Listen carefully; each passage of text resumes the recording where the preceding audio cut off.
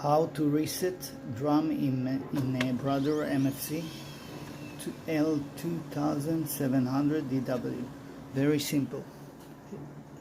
We replaced the drum and we want to reset it. So we have this. We take it off and then we press on OK a couple of seconds, and we replace drum. So we press 1 and OK. Okay, that's all. Let's see that everything is okay. Okay, we go to menu.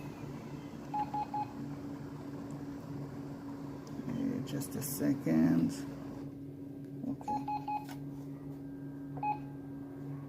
Okay, we go to menu, to